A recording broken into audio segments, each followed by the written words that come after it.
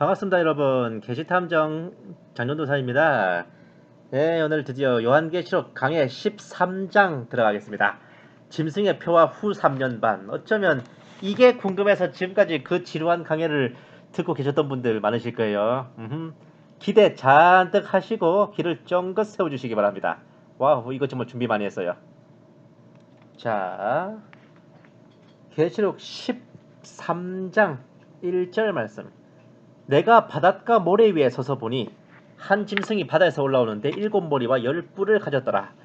그 뿔들에는 10개의 왕관이 있고 그 머리들에는 하나님을 모독하는 이름들이 있더라.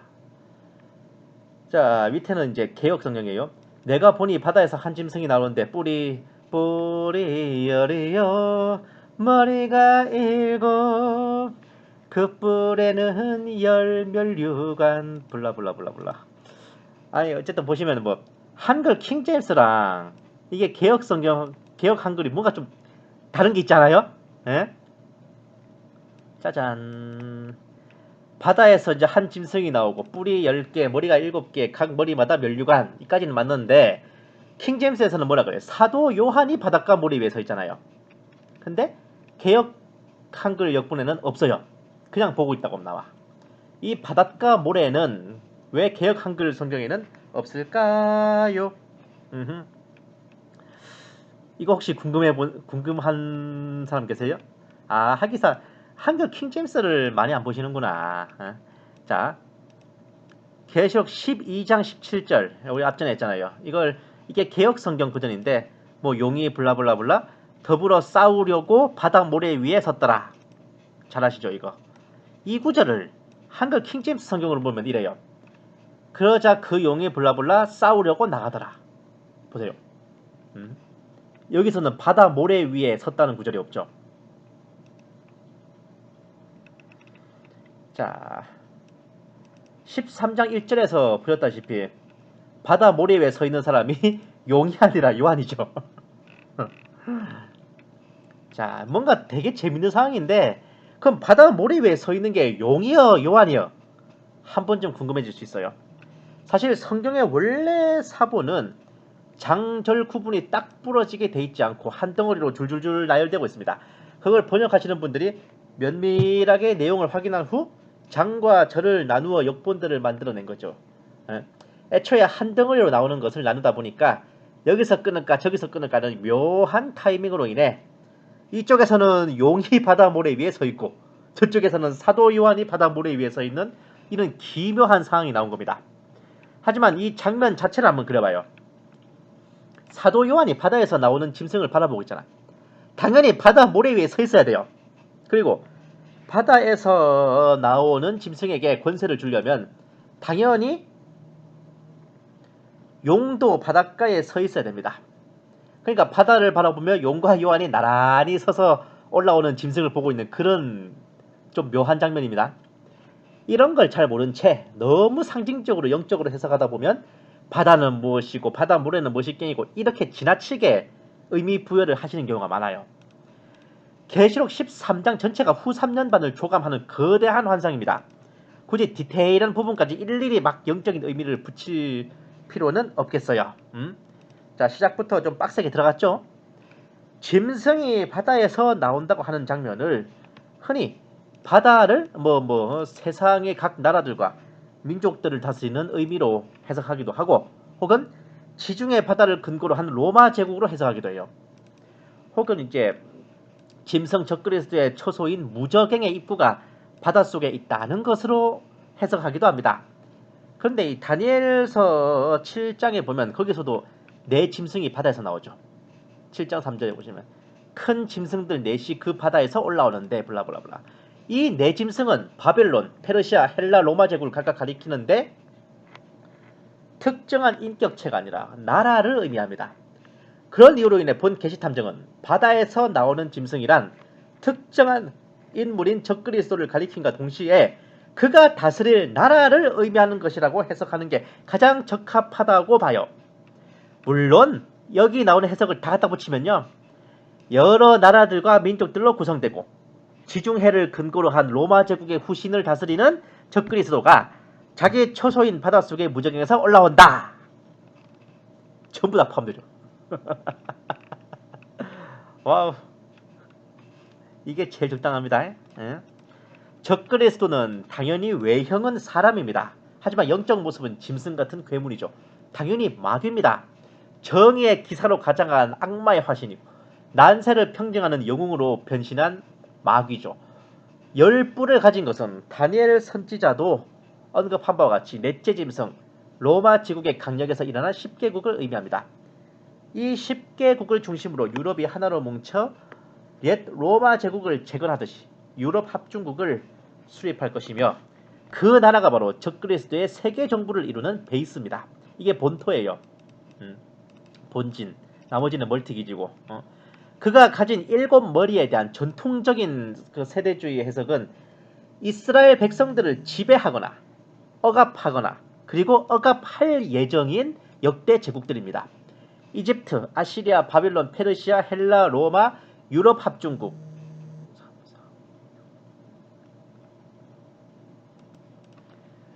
그리고 이 7번째에 속해 있으면서도 8번째를 할 수 있는 적그리스도가 최종적으로 수립할 단일 세계 정부예요. 이거는 제가 뒤에 한 번 더 여기 대해서 설명드릴 거예요. 현재 유럽연합이 10개국이 훨씬 넘었어도 이 열불에 대한 해석이 틀릴 수 없는 이유가 있습니다. 짜잔, 요것이 뭐냐? 로마 제국의 강력입니다. 구로마 제국이에요. 이게 뭐 서로마, 동로마 이렇게 쭉 있는데 유럽 연합의 가입국들 중에 로마 제국의 강력에 포함되는 국가들을 먼저 가입한 순서대로 나열해서 선착순 10개국으로 끊으면 그 10불이 세팅되는 거예요. 참 쉽죠. 로마 제국의 송령들을 현재 국가로 한번 대입해보면 이래요. 그때 국경과 지금 국경이 그렇게 딱 떨어지는 거 아니거든요. 좀 이리저리 맞물려 있어서 좀 약간 큰 범위로 쪼갠 겁니다. 먼저 브리타니아 속주는 영국, 갈리아는 프랑스, 갈리아 벨기카 지방은 네덜란드, 벨기에, 룩셈부르크. 벨기에 국명이 갈리아 벨기카에서 나오거든요. 서부 게르마니아는 독일, 게르마니아 자체가 독일의 그 국명이죠. 라이티아는 스위스, 노리쿰은 오스트리아, 판노니아 속주는 헝가리, 크로아티아, 유고슬라비아, 보스니아. 잠깐 일시정지 하시고 확인하셔도 돼요. 그리고 하이모니아는 루마니아, 불가리아, 헬라스는 그리스, 알바니아, 마케도니아. 원래 그리스라는 그 국명이 오히려 약간 꼬인 발음이고 헬라가 원래 국명입니다. 그래서 헬레니즘이 그리스 문화잖아요. 히스파니아에서 에스파냐, 스페인, 포르투갈이 나왔죠.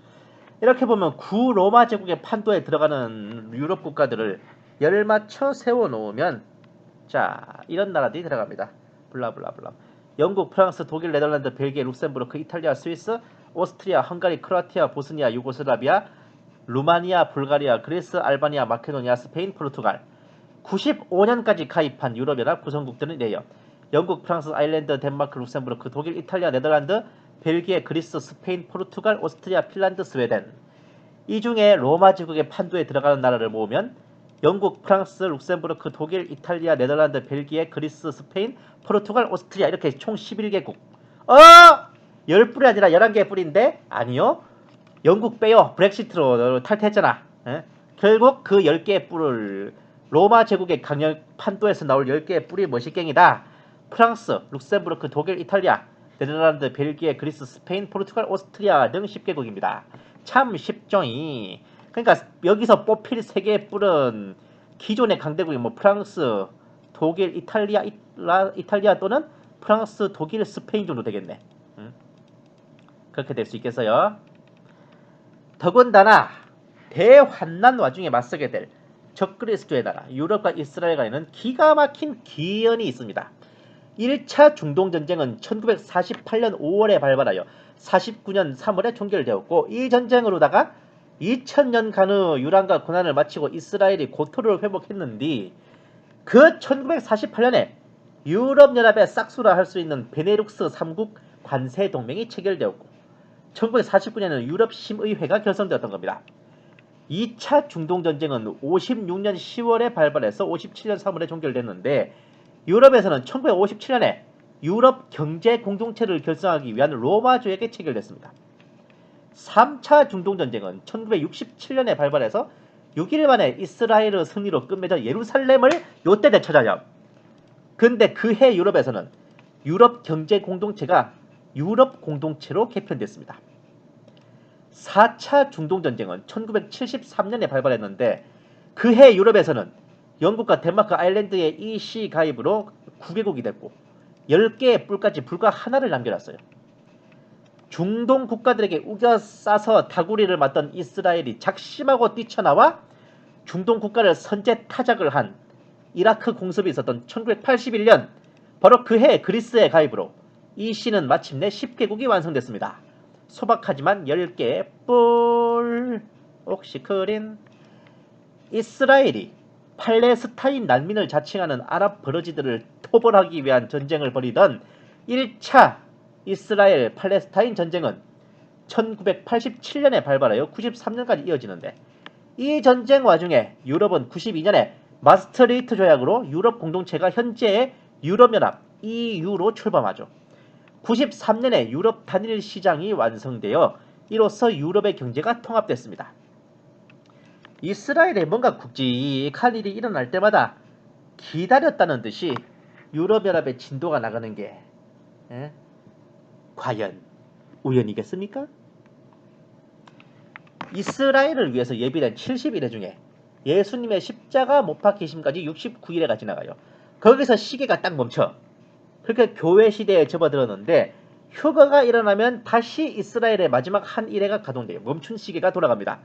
그 한 일에 이스라엘과 더불어 빛과 흑암의 쌍벽을 이루게 될 적그리스도의 나라 유럽연합의 결성은 놀랍게도 이스라엘 멸망에서 2000년이 지나 이스라엘이 고토를 회복하여 무화과 나무가 다시 심겨지고 가지가 연해지고 잎을 내자마자 기다렸다는 듯이 그 타이밍을 맞춰서 진행되고 있었던 겁니다.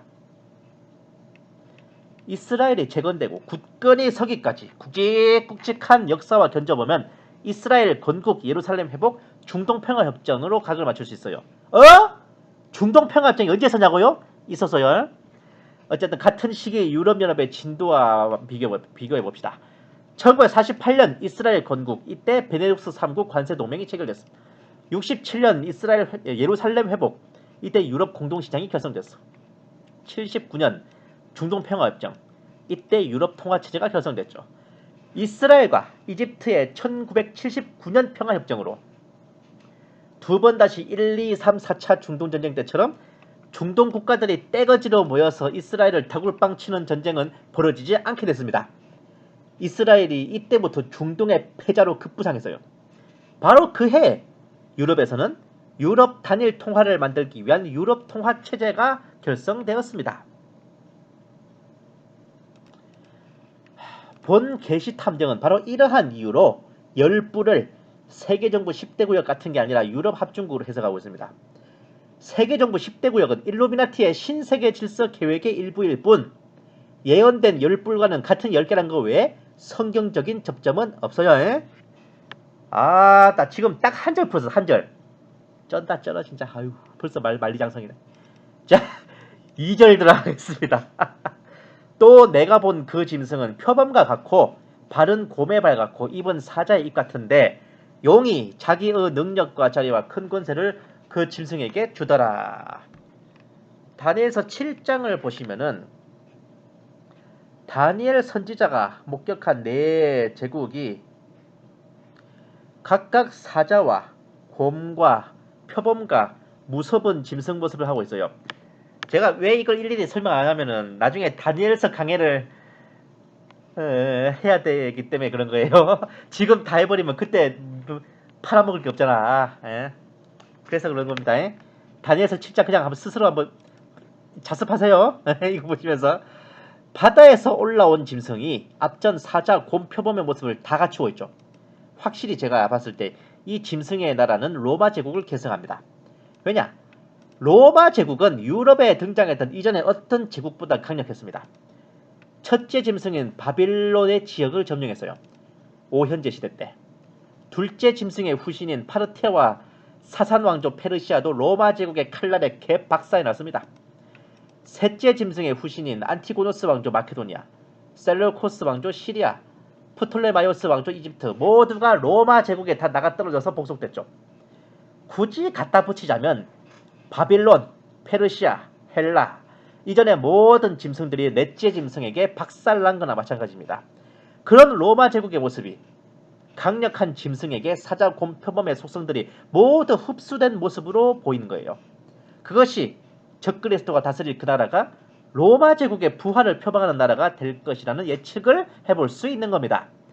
그리고 그 부활 로마 제국 유럽 합중국은 즉 사탄이 적그리스도에게 자신의 모든 권세와 힘을 등기 이전해 줌으로써 더더욱 강력해짐에 따라 유럽을 다스리는 것을 넘어서서 세계를 지배하는 단일 세계 정부로 레벨업을 할 예정입니다.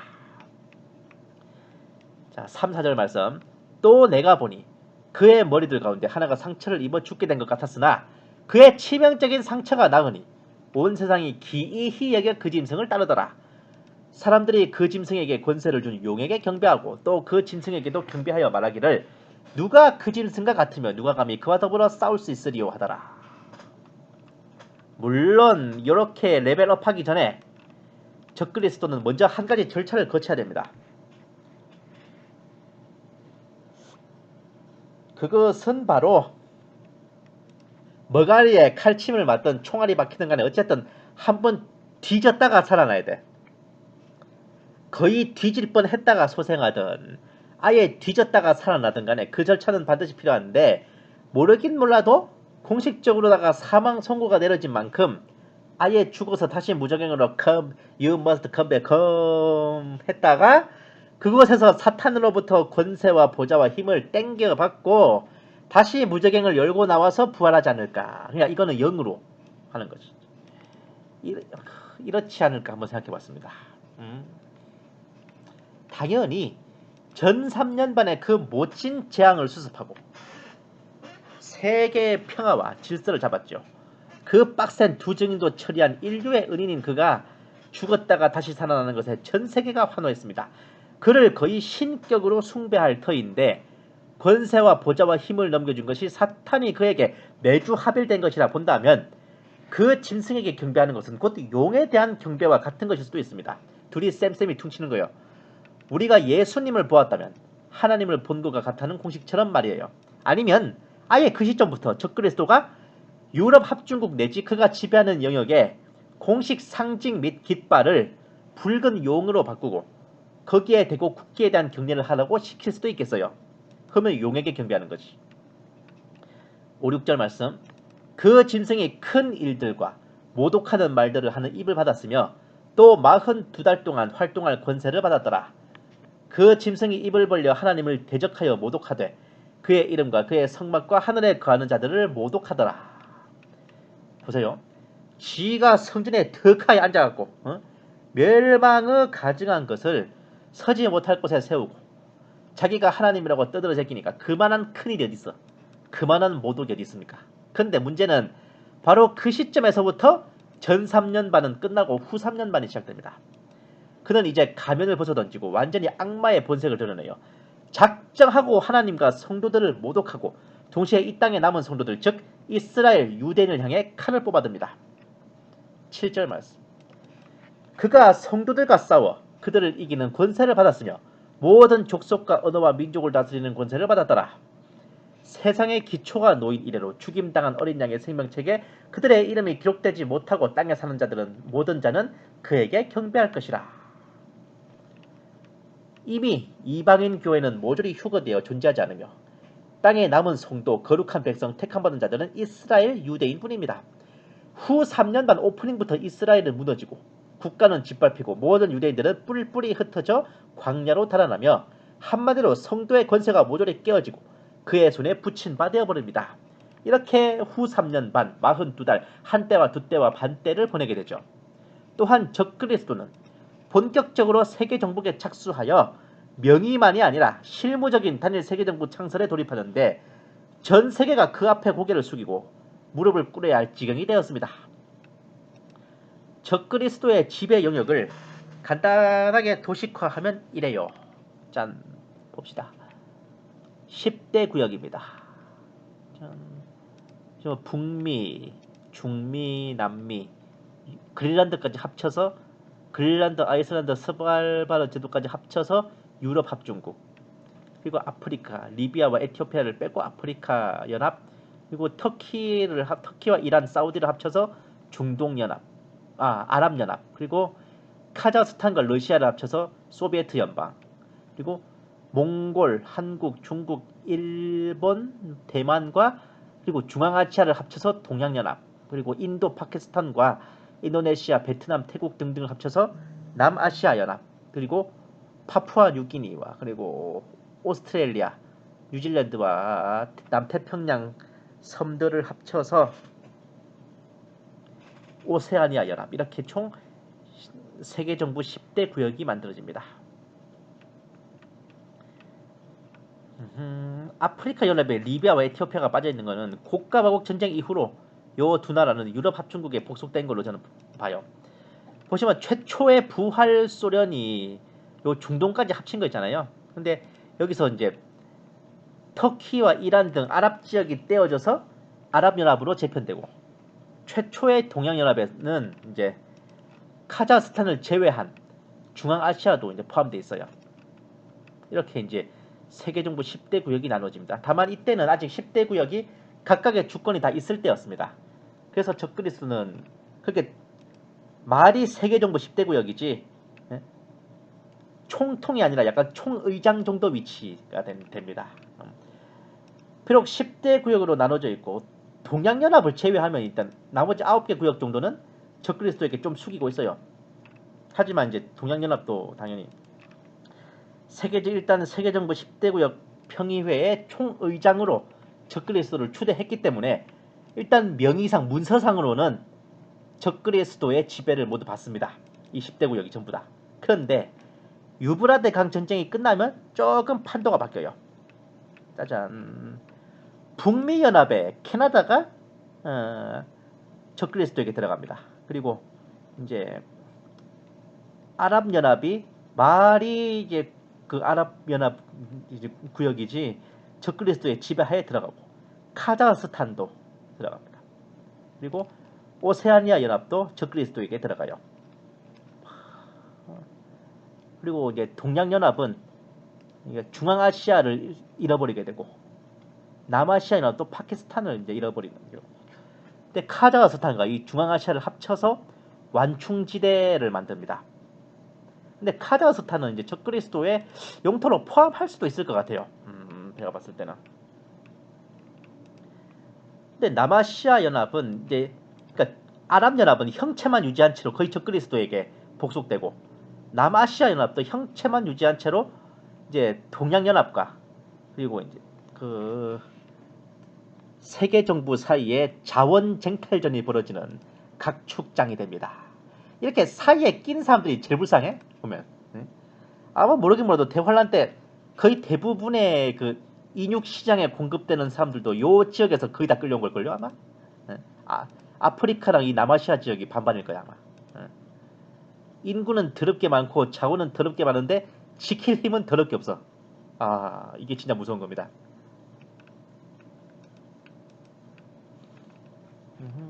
그러니까 처음에 이 상태로 있다가 이제 그 부활 소련은 고가복 전쟁에서 한번 깨졌잖아요. 그래서 조용히 있고 동양연합과 남아시아 연합이 둘이 편먹고 적그리스도를 치러 갔다가 유브라데 강에서 박살 나는 거지.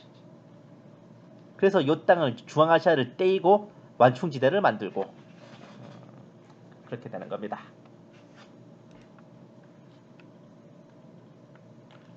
그러니까 사실 보면 이게 광야 페트라 뭐 이쪽이 뭐 도피성이 있다지만 유대인들 외에 다른 이방인들이 되게 그쪽으로 숨기가 힘든 이유가, 일단 유대인들이야 뭐 14만 4천이나 뭐 혹은 그런 하나님의 그런 뭔가 특별한 도우심을 인해서 도피처를 찾아가겠지만, 여기가 일단 유브라데 전쟁이라는 거대한 전쟁을 치른 전장이고 그 전쟁이 막 끝난 지역이니까 적그리스도의 엄청난 대부대가 주둔해 있을 거란 말이에요.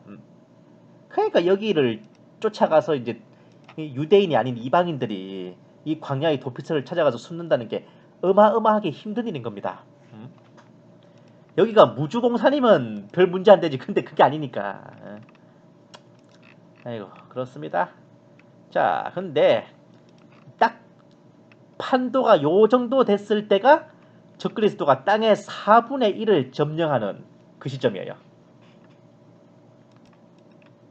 자, 여기에 표시된 적그리스도의 이런 지배 영역을 산술적으로 계산기 한번 두드려 볼게요.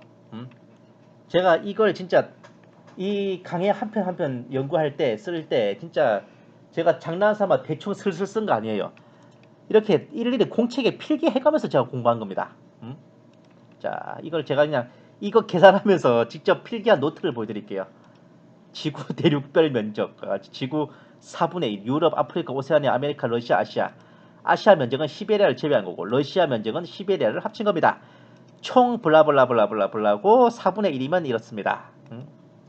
3387만 726제곱킬로미터. 이게 지구 4분의 1 면적이에요. 나누기 4 했으니까. 자, 봅시다. 단일 세계정부 적그리스도가 지배하는 영역은 일단 유럽, 그리고 레반트 지역이라 해가지고 레바논, 시리아, 요르단, 이스라엘, 팔레스타인도지. 그리고 아라비아, 바레인, 사우디, 아랍에미리트, 예멘, 오만, 이라크, 카타르, 쿠웨이트, 그리고 카프카스 지역, 아르메니아, 조지아, 그루지아, 옛날 그루지아라고 불렀지. 아제르바이잔 이쪽도 포함되고, 기타 영역으로는 터키, 이란, 리비아, 에티오피아, 캐나다, 그리고 오세아니아와 카자흐스탄. 그러니까 이 지역들을 포함해서 이제 옛날 곡과 마곡의 영역이었던 곳, 이쪽 지역들 및 그리고 차별금지법이 강력하게 시행되어 있고, 진작부터 일루미나티들이 실효 지배하고 있다고 할 만한 캐나다, 호주, 오세아니아 일대를 포함하면 이 전체 땅덩어리 크기가 얼마냐? 3671만 8232 제곱킬로미터. 앞에서 계산은 지구 4분의 1 면적에 거의 적중합니다. 약간 차이가 날 수는 있는데 아마 카자흐스탄을 완충지대로 편성해서 빼면은 거의 똑같이 보정이 될 거예요, 아마. 그러니 사실 이 시점에서 이미 적그리스도는 땅의 4분의 1을 점령합니다.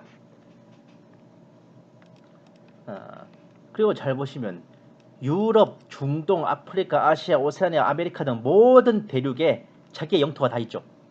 모든 나라와 족속과 언어와 민족을 다스리는 권세를 지녔다고 해도 과언은 아닙니다. 언제? 지구의 4분의 1을 점령한 바로 이 시점에 말이에요.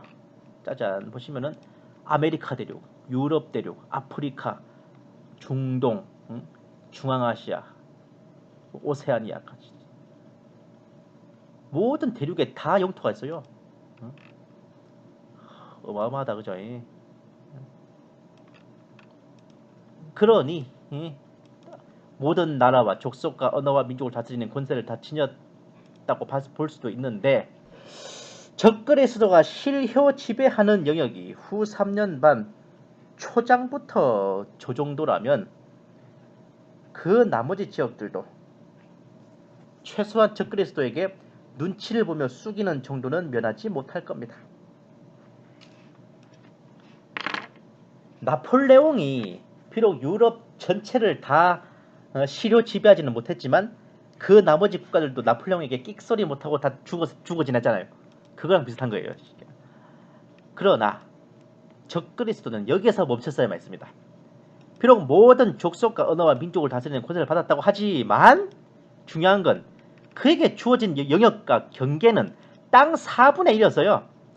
그 선을 넘는 순간 그것은 하나님께서 정하신 경계를 넘어선 도전이었습니다. 한마디로 기생충 가족들처럼 선을 넘는 거라 이게야. 이 세상 모두가 하나님께 속하였지. 모든 나라와 민족의 경계와 수명은 하나님께서 정해주신 거예요. 그러니 하나님께서는 정해주신 경계와 영토를 넘어선 제국주의를 극히 배격하십니다. 우리가 잘 아는 다윗은 동원 가능한 전력이 130만 명이었어요. 후대 아시리아 제국이 18만 5천 명으로 북이스라엘을 멸망시키고 남유다를 몰아붙이고 중원 일대를 호령했지. 메소포타미아를 정말 호령했습니다. 다윗은 마음만 먹으면요, 충분히 이 130만 대군을 휘몰아쳐서 오리엔트를 싹 쓸어버릴 수 있었습니다.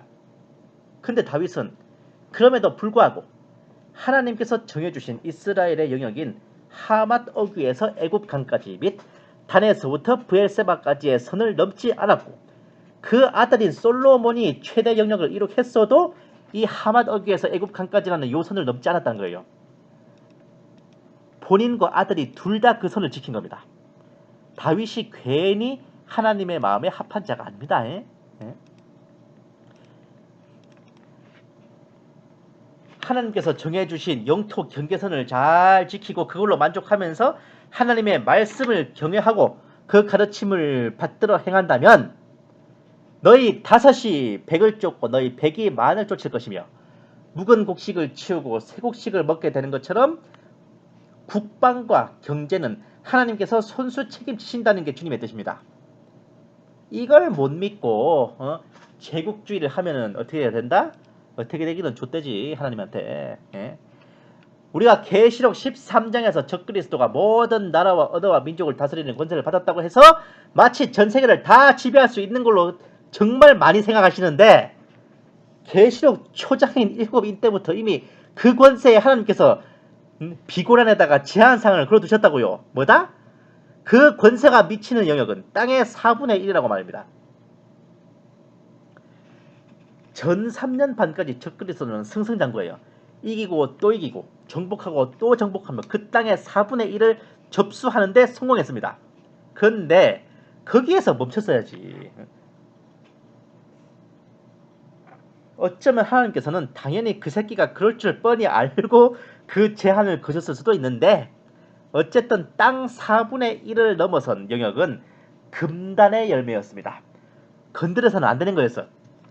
적그리스도는 후 3년 반에 들어서자 나머지 영역들도 집어삼켜 명실공히 단일 세계 정부를 완성하기 위해 끝없는 전쟁에 착수합니다.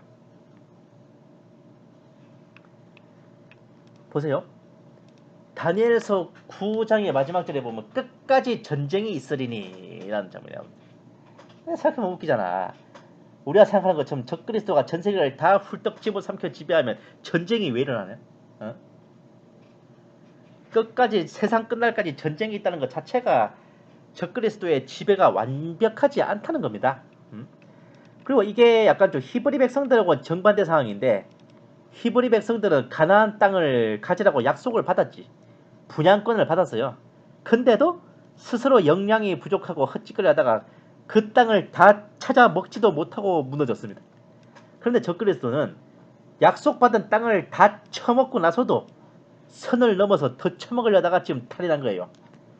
이를테면 기브롯 핫다와에서 메추라기 때를 만난 히브리 백성들 상황처럼 말입니다.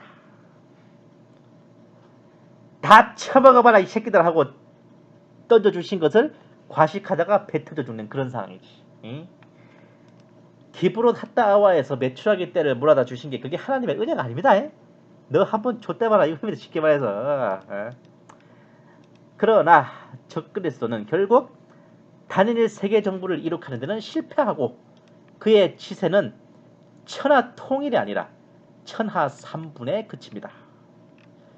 복속된 캐나다를 통해서 미국을 쳐서 점령하고 이어서 중미, 남미를 다 복속시키고 최종적으로 마지막에 적그리스도에게 반기를 들었던 아프리카를 점령하는 것으로 적그리스도의 단일 세계 정부는 막을 내립니다. 보시면 까만색이 이제 완충지대예요. 파란색이 소비에트 연방, 그리고 약간 저 보라색 영역이 동양연합입니다. 세계 정부와 소비에트 연방, 동양연합, 이 3대 세력의 천하 3분으로 막을 내리게 돼요. 보시면 이제 이미 땅덩어리 크기가 너무 크기 때문에 어느 한쪽도 결정적으로 상대방을 거꾸로 때릴 힘은 없어요. 진짜 투닥투닥거리는 그 정세만 계속 흘러가지. 아마 대부분의 전투는 이 중립지대에서 거의 벌어질 겁니다. 소비에트 연방과 세계 정부의 전투는 아마 카자흐스탄 이쪽에서 많이 벌어질 거고, 동양연합과 세계정부의 전투는 이 남아시아 지방에서 많이 벌어질 거예요. 서로 이제 땅 뺏고 자원 쟁탈전을 벌이는 거지. 앞전에 모압과 에돔 같은 이 지역이 정말 백해무익한 동네인데 하나님께서 마지막 때 피난처로 쓰게 하시려고 일부러 보존해 놓으셨다는 제가 추측한 적이 있죠. 그거랑 비슷하게 우리나라 역사에 정말 도움 안 되는 인간들이에요. 짱깨들하고 쪽발이 새끼들이에요. 중국과 일본을 왜 여지껏 남겨두셨을까? 잘 보세요. 적거리 수도가 육로로 쳐들어오려고 그래도 러시아와 중국이 있어요. 한 번도에 닿지를 못해 직접적으로. 그렇다고 해서 바닷길로 쳐들어오자고 한들 일본이 있네. 그리고 한중일이 동양연합으로 일단 한 편을 먹고 있어요. 그러면 보세요. 육로로 쳐들어온 놈들은 짱깨들이 어떻게든 막을 것이고 바닷길로 쳐들어온 놈들은 일본이 어떻게든 막을 거야. 그럼 우리나라는 뭐다? 너희는 가만히 있어 주가 하나님 내 말지어다. 가만히 있으면 돼. 가만히 있으면 지상전은 짱깨들한테 맡기고 해상전은 쪽발이 새끼들한테 맡기고 우리는 그냥 가만히 있으면 돼. 가만히 있으면 돼. 진짜 단군 할아버지가 진짜 목 좋은 데 잡았다니까. 아시겠죠? 중국과 일본이 왜 이때까지 숨이 붙어있는지 바로 이런 이유에서였습니다. 이 마지막 때의 쓰임새를 위해서. 어허. 자, 이거는 이제 간단하게 메모한 건데 후 3년반이 막 시작될 쯤에 적그리스도는 지구의 4분의 1을 지배합니다. 그리고 후 3년반이 막을 내릴 때쯤에는 지구의 3분의 2, 65%, 최대 72%를 지배하는 상태에서 끝나요. 보시면은 단일 세계정부와 소비에트 연방과 동양연합이 천하 3분입니다. 그리고 중앙아시아, 남아시아, 동남아시아가 완충지대.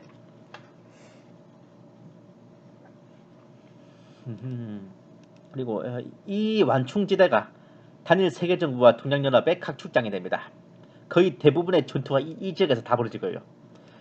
그리고 후 3년 만에 적그리스도는 완충지대를 제외한 지구의 75%를 지배합니다. 그리고 소비에트 연방이 지구의 15%, 동양연합이 지구의 10% 합쳐서 25%예요. 그러니까 75%대 15%대 10%. 거의 삼국지의 위나라, 오나라, 촉나라와 같은 형세를 갖추고 있습니다. 와우. 위촉오가 그때 당시에 그 중국 영토로 봤을 때 6대 2대 1 정도 된다 그랬나? 그렇잖아요. 그 세력 비율이 그렇다 그래요. 지금 오나라와 촉나라가 연합해서 위나라와 대치하는 겁니다. 근데 어쨌든 동양연합은 쪽수가 많아. 소비에트 연방은 땅덩어리가 커요.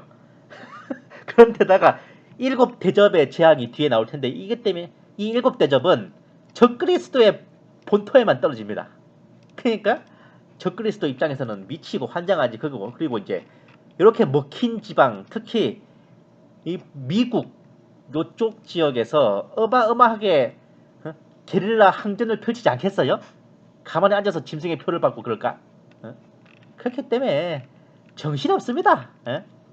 그러니까 적그리스도 입장에서도 이 동양연합이나 소련이나 둘 중에 하나를 집중해서 쳐서 뺏을 만한 그럴 정신이 없는 거예요. 그리고 일단 형세가 2대1이야. 보세요. 적그리스도가 소련을 치다가 동양연합에게 뒤치기를 당할 수 있어요. 그리고 동양연합을 치다가 소련한테 뒤치기를 당해. 이런 식으로 집중이 안 되는 겁니다. 아무리 총전력이 우세해도요.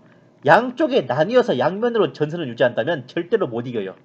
그게 현실입니다. 옛날에 고구려 전성기 때도 백제와 신라가 둘이 편먹고 고구려와 대치하니까 고구려가 삼국 통일을 못했잖아요. 그거랑 같은 겁니다. 결국 이렇게 천하 3분의 형세는 좀처럼 깨지지 않고 이렇게 대치한 채로 후 3년 만은 막을 내립니다. 굳이 비유하자면 요 완충지대는 삼국지의 형주 땅하고 비슷하겠네. 모두가 다 차지하려고 벼르고 있는 그 땅이잖아요.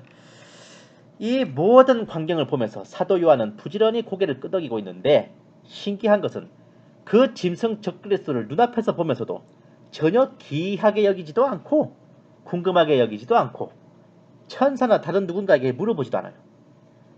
그렇다면 당연히 사도 요한은 그 짐승 적그리스도가 누군지 알고 있었다는 건데, 사도 요한이 요한계시록을 집필한 후에 쓴 요한복음에서 그런 누군가를 향해 마귀 또는 멸망의 아들이라고 지목하신 예수님의 말씀을 고스란히 적어 놓습니다. 그 짐승 적그리스도가 어떤 놈인지 인증샷을 날려줬어요. 예수님께서 마귀 멸망의 아들이라 칭하는 것을 보며 왜 쟤한테 저렇게 극딜을 하실까 하며 궁금해했다가 이 시점에서 짐승을 보며 아, 이놈이 그놈이 이놈이었구나 하며 깨달았을 것 같아요. 요한복음 6장 70, 71절. 내가 너희 열두를 택하지 아니하였느냐? 그러나 너희 중에 하나는 마귀니라. 주께서는 시몬의 아들 유다 이스카리옷에 대해 말씀하셨으니. 요한복음 17장 12절 말씀. 아버지께서 내게 주신 그들을 내가 지키었고 멸망의 아들 외에는 그들 중 아무도 잃어버리지 아니하였으니. 자, 이것은 사도 바울이 쓴 데살로니가 후서 2장 3절 말씀. 또 그 죄의 사람 곧 멸망의 아들이 나타나지 않고서는 그날에 오지 아니함이라. 멸망의 아들 바로 적그리스도입니다. 누구? 유다 이스카리옷, 가룟 유다죠. 이 시점에서 본 계시탐정이 상당한 참고를 한 바 있는 조지 오웰의 1984년에 담긴 놀라운 해안을 엿봤습니다. 그 책에서 극중 배경이 된 곳은 3대 초거대 강대국 중 하나인 오세아니아입니다. 그곳은 빅브라더로 상징되는 적그리스도가 지배한 철저한 감시와 통제가 성행하는 그야말로 신세계 질서의 표본인데 왜 하필 그곳을 오세아니아라고 했을까? 전 되게 궁금했거든요. 스토리가 진행되는 직접적인 배경은 영국 런던입니다. 오세아니아는 너무나 멀리 떨어진 굉장히 뜬금없는 영역이었단 말이죠. 우리가 흔히 그냥 오세아니아라고 칭하지만 오스트레일리아와 뉴질랜드 및 태평양의 섬들로 구성된 오세아니아는 한 개 국가가 아니라 그 자체가 대륙이에요. 아메리카 대륙, 아프리카 대륙 하듯이 그쪽도 5대양 6대주에 포함된 대륙인데 5대양을 나열하자면은 태평양, 인도양, 대서양, 북빙양, 남빙양입니다. 흔히 북극해, 남극해라고 하는 곳이 여기에요. 6대주를 나열하면 아시아, 아프리카, 유럽, 북아메리카, 남아메리카, 오세아니아입니다. 이 중에 오세아니아는 비록 호주가 있다고는 하지만 중국이나 캐나다보다 작은데 무슨 대륙이라고 하시겠지만 오세아니아라는 말의 뜻이 바다 대륙입니다. 오션. 이게 오션이에요. 오션. 태평양 바다를 커버치는 대륙이라고요. 이 바다 태평양 바다 자체를 그냥 하나의 대륙으로 본 겁니다. 그리하야 옛날 서적에서는 오세아니아를 대양주라고 표기하기도 했던 겁니다. 조지 오웰이 빅브라더가 다스리는 거대 국가를 오세아니아 바다라고 칭했던 이유는 바로 그 빅브라더가 바다에서 나온 짐승 적그리스도임을 암시하는 표현이었다고 저는 생각하고 있어요. 와우, 대단하잖아요 진짜. 이 신세계 질서 치하의 일상 모습을 보고 싶다면 1984년 이 소설을 반드시 읽도가시기를 제가 권면해드립니다. 9절 말씀. 누구든지 귀 있는 자는 들을지어다. 잘 따라오고 계시죠? 10절. 포로로 삼는 자는 그도 포로가 될 것이요 칼로 죽이는 자는 그도 칼에 죽게 될 것이라. 여기에 성도들의 인내와 믿음이 있느니라. 이 무지막지한 환란 가운데서 더러는 수많은 유대인들이 적그리스도의 요인들에게 포로로 잡혀가고 더러는 죽임을 당하기도 하지만 포로로 잡는 것들은 곧 지옥의 포로로 저작할 겁니다. 죽이는 자들은 둘째 사망에 처하게 될 것이니 광야로 피한 유대인들에게 주님을 믿고 인내하며 기다리라는 권면입니다. 그러는 사이 상황은 새로운 국면으로 접어듭니다. 지금까지 전체적인 후 3년 반 적그리스도의 활동에 대해 살펴봤다면 이제는 좀 더 세밀하게 단일 세계정부 치하의 내부 정세를 들여다볼 차례예요. 11절 말씀. 또 내가 보니 다른 짐승이 땅에서 올라오는데 어린 양같이 두 뿔을 가졌으며 용과 같이 말하더라. 앞전에 첫째 짐승 적그리스도에 이어서 또 다른 짐승이 땅에서 올라오는데 어린 양 같기도 하고 용처럼 말하는 것을 보아 어린 양을 가장하며 선지자 행세를 하는 자로 보입니다.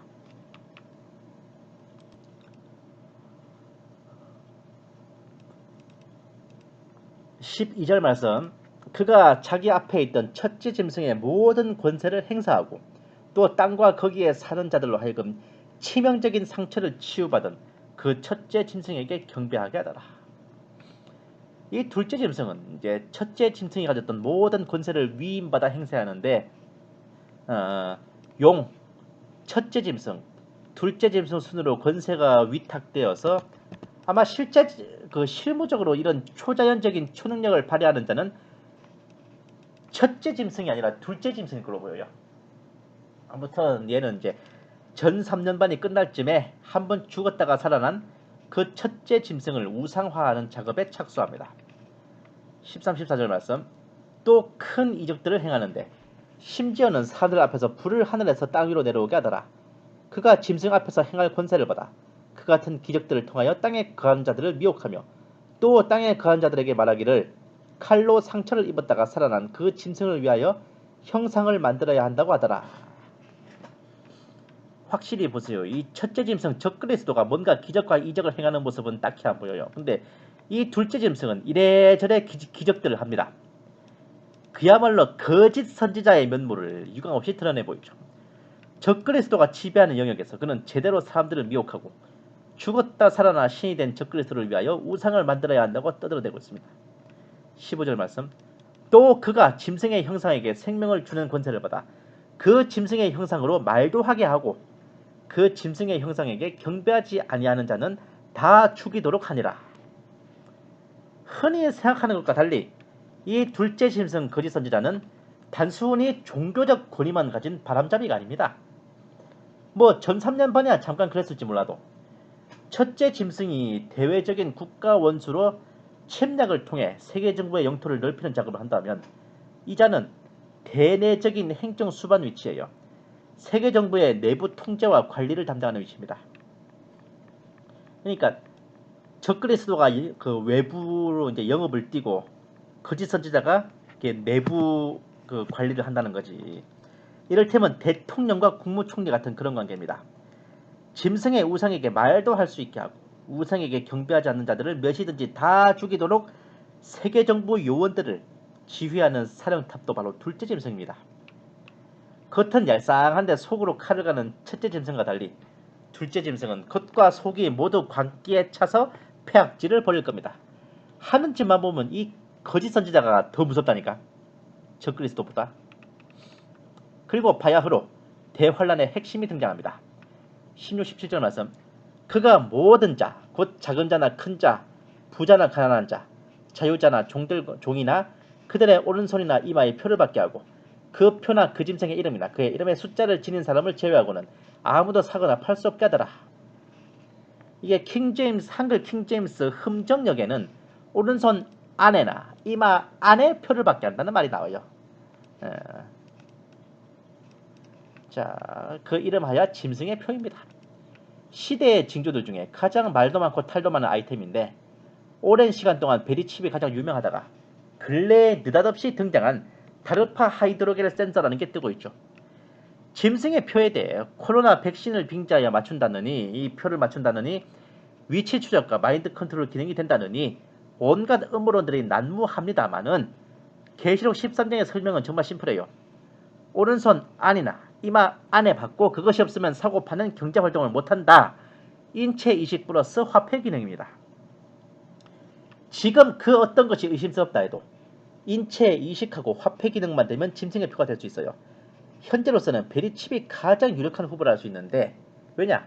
다른 어떤 용도로 쓰려고 의료용이나 뭐 다른 목적이 아니라 진짜로 그런 화폐 기능과 인체이식 그리고 통제하려는 목적으로 만든 거거든. 베리칩은. 다른 칩들은 원래 그걸 쓰려는 용도가 있고 그것을 악용해서 짐승의 표가 될 수 있다 이건데 이 베리칩은요. 애초부터 만들어진 목적 자체가 통제였습니다. 화폐 기능과 인체 이식 기능을 가진 통제 장치지. 애초부터 그러려고 만든 게 베리칩이에요. 예?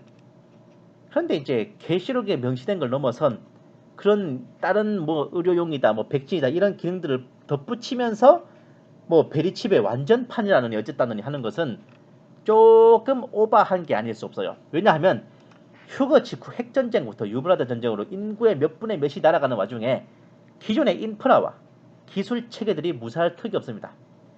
후 3년 반에 이른다 해도 남아나는 과학기술 수준은 휴거 이전보다 더 다운그레이드가 되면 됐지 더 발달됐을 턱이 없는 겁니다. 그러니 지금 아무리 나노 입자가 인체에 합체된다느니 인공위성으로 위치 추적이 된다느니 내 몸이 컴퓨터처럼 조종된다느니 어쩌느니 해봤자 후 3년 반에 진짜로 적그리스도와 거짓 선지자가 짐승의 표로 써먹을 매체는 인체, 그것도 오른손과 이마라는 정확한 위치에 이식하고 화폐 기능만 되는 수준에 불과할 겁니다. 그것조차 그때 가서야 적용되는 이유는 신세계 질서 계획에 의거하여 통제 가능하도록 인구가 충분히 줄어드는 사전 조건이 먼저 충족되는 타이밍이 필요하기 때문에 그런 겁니다. 짜잔. 현 75억의 인구를 10억 명 선으로 축소, 최소 5억 명, 최대 10억 명, 단일 정부로 통제 가능한 수준으로 낮추는 겁니다. 이 10억 명 선으로 축소하는 게 세계혁명계, 5억 명 선은 조지아 가이드스톤에 나오는 얘기예요. 짐승의 표의 목적은 통제 가능하도록 축소된 인류에게 적용시키는 거죠. 짐승의 표 시행 전에 핵전쟁, 유브라데 전쟁, 괴질 등등 인구 축소 과정이 먼저 선행됩니다. 전 3년 반에 최대한 인구를 줄여놓은 후에 후 3년 반부터 짐승의 표를 시행하는 거죠. 300인 위원인 허버트 조지 웰즈가 작성한 세계혁명계획에서 확립한 인구 감소 목표입니다. 조지아 가이드스톤에도 명시된 바 있으며 일루미나티는 반드시 이 계획에 따라서 자신들의 공작을 진행할 겁니다. 그러니까 지금 뭐 무슨 어디에 이식하고 뭐다 그래서 짐승의 표다 어쩌다 할 게 아니에요. 필요 충분 조건이라는 게 있습니다. 짐승의 표가 되기 위해 필요 조건, 인체 이식하고 화폐 기능이 된다. 짐승의 표가 되기 위한 충분 조건, 후 3년 반에 들어서서 그 정도로 인구가 줄어든 상태여야 한다. 아시겠어요? 이 교집합이 되고 필요 충분 조건이 모두 충족이 돼야 이것이 이 매체가 짐승의 표라는 게 입증이 된다 그겁니다. 한마디로 말해서 그거 생각하시면 돼. 게임팩이랑 게임기를 생각하시면 돼요. 뭐 컴보이든 겜보이든 제믹스든 닌텐도든 간에 게임팩만 가지고 있다고 게임을 할 수 있어요? 그리고 오락기만 있다고 게임이 돼요? 오락기에다 팩을 꽂아야 게임이 되지. 무슨 말인지 아시겠죠? 지금 아무리 뭐 다르파 하이드로겐 머리 지랄 까불어봤자 후 3년 반이 안 됐고 인구가 이만큼 줄지가 않았으면은 그게 짐승의 표로 실력 발휘할 때가 아닌 거예요. 아시겠냐고. 그리고 과연 이 시점이 됐을 때 그 다르파 하이드로겐이라는 게 과연 있기나 할까? 그걸 생각해 보셔야 돼. 에? 시대의 징조를 분별하신다는 분들 앵무새같이 따라 읊지만 말고 좀 생각을 해봐. 생각을 진짜 신세계 질서의 음모를 폭로한다고 말만 씹을지 말고 그 신세계 질서 계획이 뭔지 기초부터 좀 차근차근히 좀 공부하시란 말입니다. 시행병 진짜 신세계 질서가 뭔지도 모르면서 뭘 폭로한대. 현재 평시와 대환란계의 균형을 잘 잡으면서 시대의 징조를 분별하시라 이겁니다. 아시겠어요? 결국 뭐다? 초등학교 5학년 사회과 탐구 교과서에 나와 있는 이 미래 화폐, 레이저 화폐가 짐승의 표를 가장 정확하게 성경적으로 묘사한 겁니다. 미래 사회에는 어떤 방법으로 물건값을 치르게 될지 생각해보자. 미래의 화폐, 유전자 화폐, 사람의 유전자를 검색하여 그 사람의 신용으로 처리한다. 바코드 화폐, 바코드로 처리한다. 레이저 화폐, 이마나 손에 전자칩을 달거나 표시를 해놓고 처리한다. 이 세 개가 합친 게 바로 그게 짐승의 표겠네.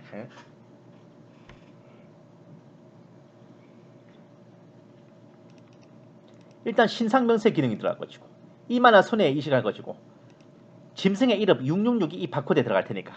와우. 결국 정답은 초등학교 5학년 사회과 탐구 교과서에 있었다고요. 다르바 하이드레 그리고 나발의 오가래. 자 18절 말씀. 지혜가 여그에 있으니 지각이 있는 자는 그 짐승의 숫자를 헤아려 보라.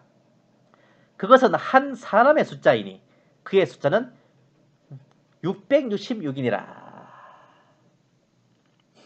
속이 꽉 찬 남자 99.9 짐승의 숫자 666 바코드 666 자, 요거를 개혁성경으로 봅시다. 지혜가 여기 있으니 총명이 있는 자는 그 짐승의 수를 세어보라. 그 수는 사람의 수니 666이니라. 뉘앙스가 굉장히 다릅니다. 이게 딱 느껴지는 게. 게마트리아 수비학으로 하면 교황이 666이네, 네로 황제가 666이네, 컴퓨터가 666이네. 이 게마트리아 수비학으로 푸는 게 뭐 왜 나왔냐면 개혁성경 해석 때문에 그래요. 이게 번역 때문에. 중요한 거는 이 666이 그 짐승 적그리스도의 이름을 숫자로 푼 거라 그랬으니까 다른 누군가의 이름에서 666 숫자가 나와봤자 딱히 눈여겨볼 필요가 없다니까. 왜냐, 후 3년 만에 안 됐잖아요 지금. 아니 후 3년밖에 갈 것도 7년 대환란 자체가 안 됐는데 뭐. 그리고 바코드 자체가 이미 666을 담고 있어요. 양 사이드랑 가운데 있는 길쭉한 길쭉한 작대기가 그 6자라니까 컴퓨터 숫자로 환산하면 바코드 자체에 이미 666이 다 담겨 있단 말입니다. 그러니까 10을 이식하고 그 손등이나 이마에다가 눈에 안 보이는 레이저 바코드를 새기면 그게 그거란 말입니다. 그런데 이 쉬운 해석이 산으로 가는 이유 중에 하나가 뭐냐? 바로 개혁성경 번역의 깝깝함 때문에 그렇습니다. 왜냐? 그 수는 그 짐승의 수를 세어보라. 그 짐승의 수는 사람의 수니. 그 수가 사람의 수라며. 이 짐승의 수를 보고 사람의 수라 했으니 뭐 7은 하나님의 숫자요, 6은 사람의 숫자라 777은 삼위일체 하나님을 상징하고 666은 불완전한 인간의 수, 악의 수, 사탄을 의미하는 것이다. 이런 해석이 바로 이 구절에서 나온 겁니다. 더군다나 거기서 더 나가면 이 사람의 수 666이 적그리스도의 세계 정보를 나누어 위탁받은 666명의 분봉왕을 가리키는 것이라는 해석도 나오죠. 참 의의가 토쏠립니다. 아주 안드로메다로 나라가. 사람의 숫자다. 그러니까 666명, 666명이다. 미쳐불겠다. 국문 해독 능력, 한글 독해 능력이 딸려서 이단이 나온다는 말이 괜한 게 아니에요. 성경 번역만 똑바로 해도 성경의 난제가 상당 부분 없어집니다. 짐승의 수인데 사람의 수라는 이 아리까리한 구절을 개혁 성경 대신 한글 킹제임스로 보면 대번에 알 수 있어요.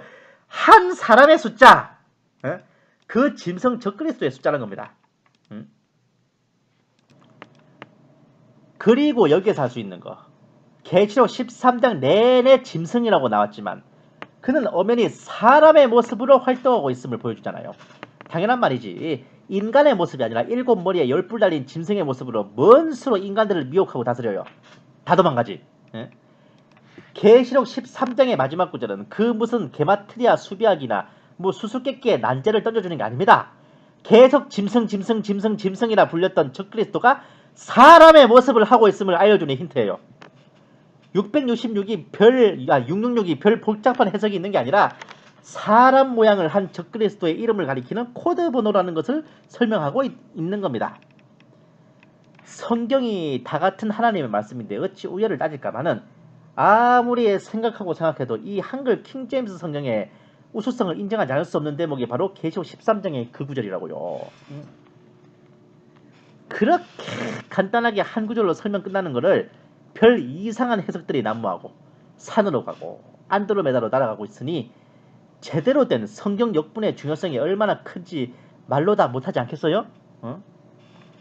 오늘 마침내 계시록의 핵심 중의 핵심이며 대환란 계시의 꽃이라 할 만한 후 3년 반 짐승 적그리스도와 짐승의 표에 대해 설명하는 13장 강해를 마쳤습니다. 대저 요한계시록은 11, 12, 13장 강해를 어떻게 하느냐에 따라 그 관점과 견해의 우열이 가려진다고 할 수 있는데 그 중에서도 13장 해석이 결정적이라 할 수 있죠. 아마 제 전체 이제 강해들 중에서 이 요한계시록 강해 전체에서 13장 강해가 제일 길 거예요. 아마 분량도. 제가 22장까지 강해를 마친 뒤에 번외편에서 현 교계와 기타 교파에서는 이 계시록 13장을 어떻게 해석하는지 제가 비교해 보는 시간을 갖도록 하겠어요. 이제는 적그리스도가 제대로 권세를 잡고 깽판을 치고 있는 이때에 과연 하나님께서는 어떤 심판을 준비하고 계실까 들여다볼 차례입니다. 여기에 대해서는 이어질 계시록 14장 강해를 기다려 주시기 바랍니다. 계시록 14장 1절 또 내가 쳐다보니 보라 어린 양이 시온산 위에 서 있고 그와 함께 14만 4천 명이 있는데 그들의 이마에는 그의 아버지의 이름이 쓰여 있더라. 감사합니다. 계시탐정 장준도사였습니다.